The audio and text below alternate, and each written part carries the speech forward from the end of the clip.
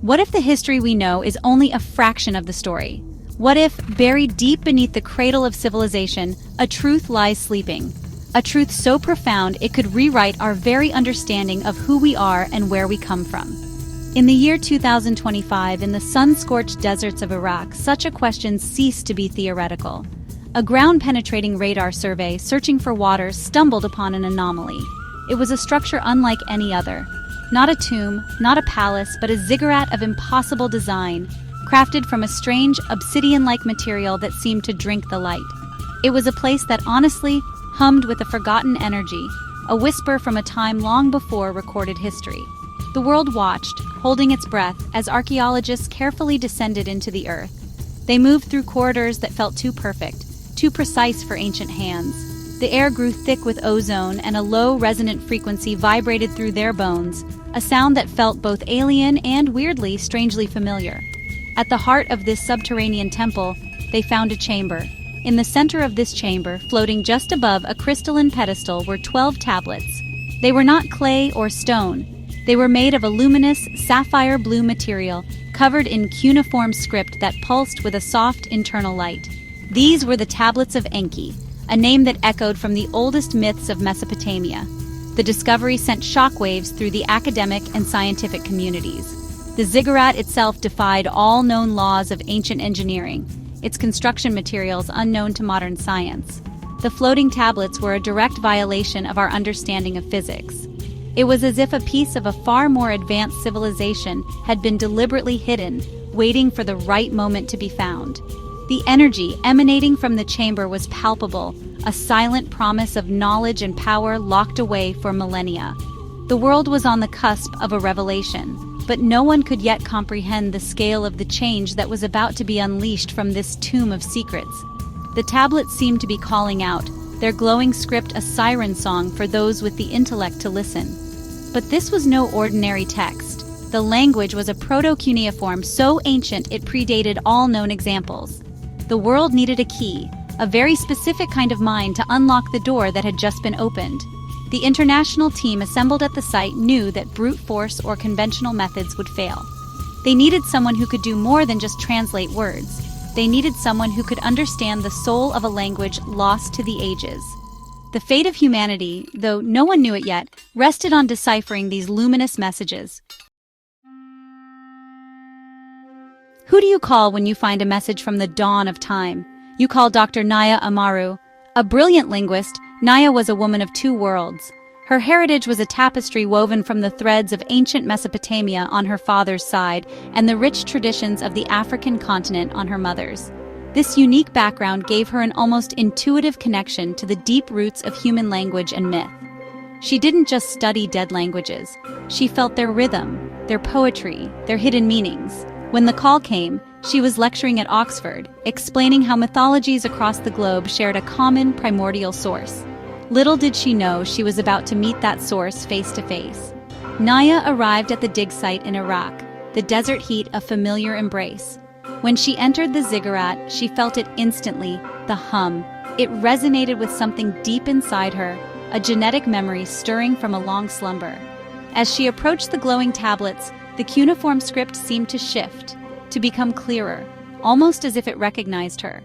The other scholars were baffled, but for Naya, it felt like coming home. She reached out, her fingers hovering just above the luminous surface of the first tablet.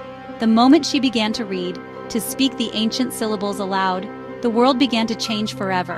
Her voice, echoing the long-dead language, acted as a key. With each word she translated, the low hum emanating from the ziggurat intensified, spreading out from the chamber like ripples in a pond. It was no longer just a sound, it was a frequency, a signal broadcast across the globe. The tablets told a story not of gods, but of travelers from the stars. They spoke of the Anunnaki, who came to Earth from a distant planet named Nibiru. They told of genetic engineering, of the creation of humankind to serve them, and of a great leader, Enki, who gifted his creation with knowledge and consciousness against the will of his brother Enlil. As Naya translated the final lines of the first tablet, a passage about awakening, the frequency peaked. A wave of energy, visible as a shimmering distortion in the air, erupted from the ziggurat and shot into the sky, spreading across the planet in an instant. The ground shook, not from an earthquake, but from a deep, resonant activation. Naya stumbled back, the tablet's light dimming slightly, its first message delivered. The team around her was in chaos, alarms blaring, but Naya stood still, her heart pounding. She had not just translated a myth, she had triggered a protocol, she had awakened the past.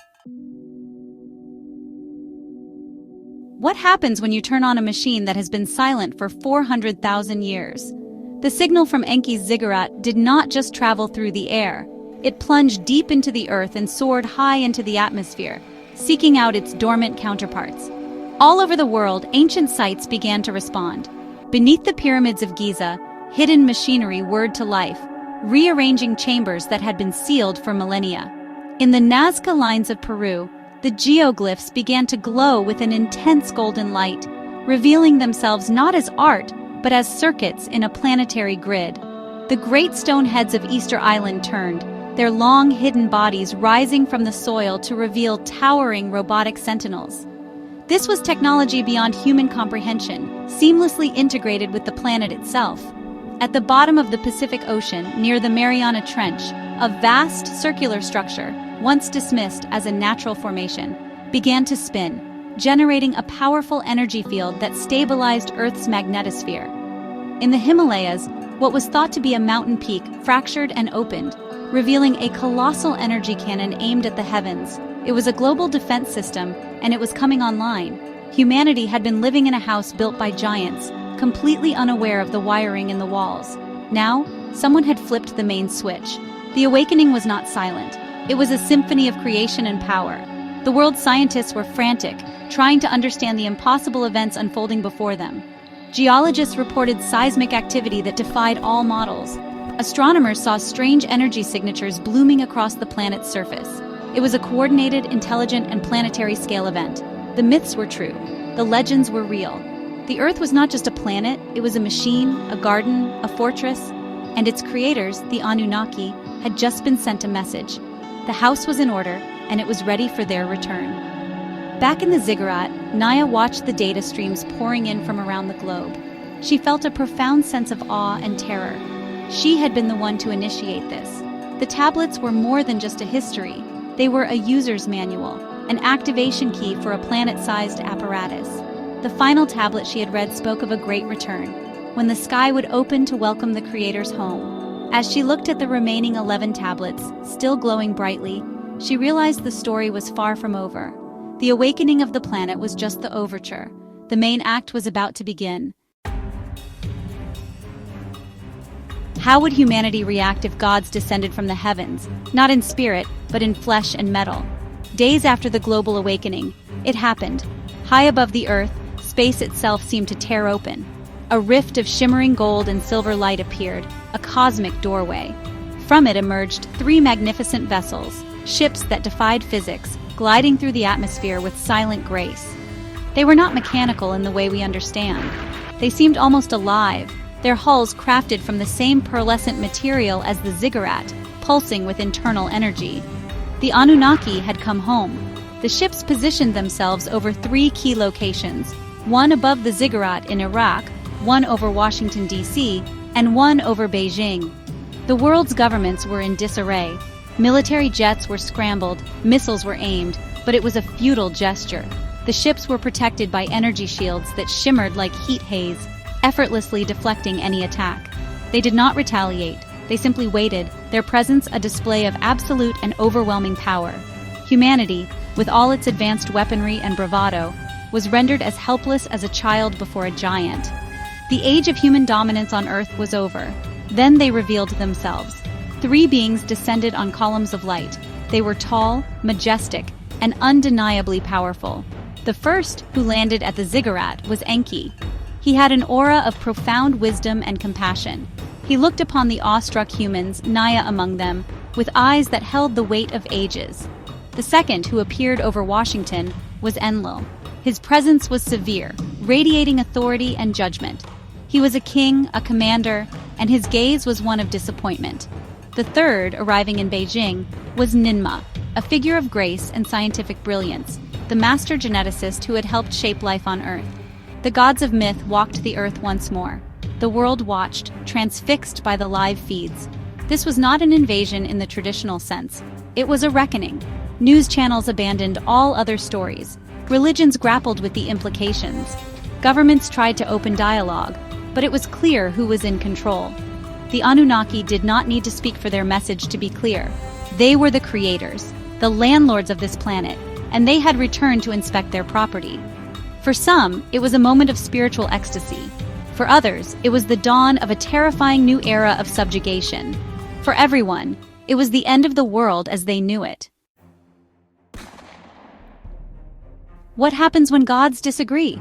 The fate of worlds hangs in the balance. It soon became clear that the Anunnaki were not a unified force. A conflict that had begun hundreds of thousands of years ago was about to resume, with Earth as its stage. Enlil, the commander, transmitted his decree to every screen and speaker on the planet. He spoke of humanity as a failed experiment, a creation that had grown corrupt, violent, and had poisoned the very planet it was meant to steward. His solution was simple and brutal: a cleansing, a reset. He intended to wipe the slate clean and start again, viewing humanity as little more than a flawed product to be recalled. But Enki, the scientist and creator, stood in opposition. He broadcast his own message from the ziggurat in Iraq, his voice filled with a paternal warmth. He argued that humanity's flaws were a part of the gift he had given them: free will. He spoke of their potential, their art, their love, their capacity for growth. He believed they were not a failure, but an adolescent species on the verge of maturity. He had endowed them with the blood of the stars, a spark of Anunnaki essence, and he refused to see that potential extinguished. He offered humanity a different path, one of partnership, of shared knowledge, of a guided evolution into a new era of enlightenment. The third figure, Ninmah, was torn between the two brothers. As the chief geneticist, she was the mother of humanity in a literal sense. She saw both the flaws that Enlil pointed to and the potential that Enki cherished. She loved her creation, but was bound by the rigid hierarchy of Anunnaki law, which placed Enlil in command. She became the fulcrum of the conflict, her allegiance the key to the planet's fate. Her hesitation created a tense global stalemate, with Enlil's forces poised to enact his judgment and Enki's followers seeking to protect humanity and awaken its hidden power. The division among the gods was reflected on Earth. Some people, disillusioned with the state of the world, embraced Enlil's promise of a forceful, purifying order. They formed cults, praying for the cleansing fire. Others rallied to Enki's message of hope and awakening, seeing him as a true savior who would elevate humanity rather than destroy it. The world fractured, not along national lines, but ideological ones. Brother turned against brother, neighbor against neighbor, each choosing a side in a cosmic war that had finally come to their doorstep. The battle for Earth would not just be fought in the skies, but in the hearts and minds of every human on the planet. Why was I the one who could read the tablets? Was it skill, or was it something more? As the Anunnaki conflict escalated, Enki sought me out at the ziggurat. He revealed the final, most profound secret held within the tablets and, well, within my own blood. He explained that when he had engineered humanity, he had created a special lineage, a royal bloodline into which he had woven a greater concentration of his own DNA. This was a line of guardians, of mediators, designed to bridge the gap between humans and Anunnaki. It was a secret failsafe, a way to ensure his work could be protected. And I, through my Mesopotamian ancestry, was its last living descendant. This was the reason I could intuitively read the language of the creators. It was the reason the ziggurat's technology had responded to me. It was not just knowledge in my mind, it was a memory in my cells. Enki explained that my unique genetic makeup gave me the ability to interface directly with Anunnaki technology. While others needed machines and interfaces, I was a living key. I could command the planetary defense grid, activate hidden technologies, and even understand the complex inner workings of the Anunnaki starships. I was not just a translator. I was the heir to a forgotten kingdom of power. This revelation was both a gift and, honestly, a terrible burden. I was no longer just a scholar caught in the middle of a global crisis. I was a central player, perhaps the most important one. Enki began to train me, showing me how to focus my will and tap into the genetic legacy flowing through my veins. I learned to feel the planetary energy grid as if it were an extension of my own nervous system.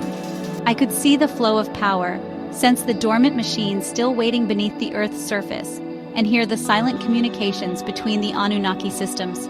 I was awakening to a power I never knew I possessed, but this power did not go unnoticed. Enlil, from his ship in orbit, sensed the surge of energy centered around me. He saw me not as the rightful heir to Enki's legacy, but as a dangerous aberration, the ultimate expression of the flaw his brother had introduced into creation. To him, a human-wielding Anunnaki power was the greatest blasphemy imaginable. I was no longer just a symbol of hope for Enki's faction. I became the primary target for Enlil's wrath. He knew that to secure his control over Earth, he had to eliminate the woman who carried the blood of the stars. How does humanity fight a war against its own creators? Not with missiles or jets, but with newfound courage and an ancient hidden power. Enlil, growing impatient, decided to force the issue.